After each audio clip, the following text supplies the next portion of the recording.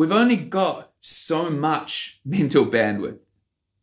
And when we're starting out and we're trying to get clear sounding chords, all of our mental bandwidth is taken up with our endeavor to get a really nice sound out of our chord.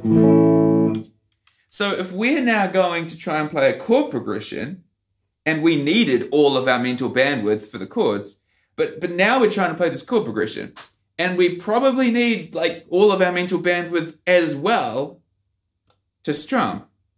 We've only got so much mental bandwidth, and if we need it all for both activities, when we try to do both things at the same time, something's going to get compromised. But because we're trying to practice the strumming, we're trying to work on the changes between the chords, that's where we want the majority of our attention to be. So we focus like 80% of our attention on the strumming. That's taking up 80% of our mental bandwidth. So now we've only got like 20% of our mental bandwidth left over here for clear sounding chords.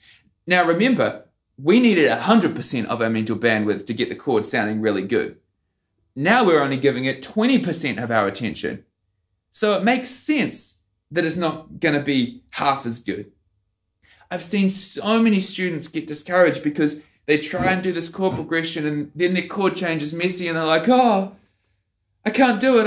I had the chord and now it sucks. I'm like, yeah, well, it's supposed to suck.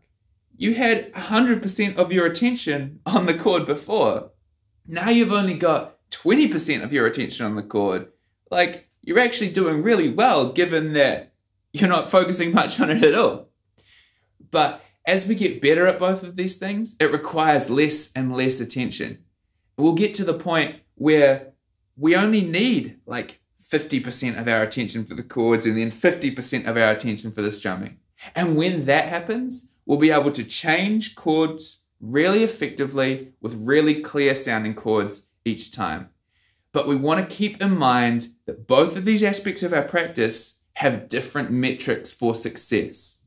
Because if we're trying to judge how we're playing a chord progression based on how the chords sound, we're just going to disappoint ourselves and get discouraged. When in reality, we might actually be doing super, super well with the chord changes. Hey guys, thanks for checking out the lesson. This one is part of a series of lessons that I produced while working on the content for our new beginner guitar course. If you're starting out on guitar, head along to guitarnutrition.com and check that out.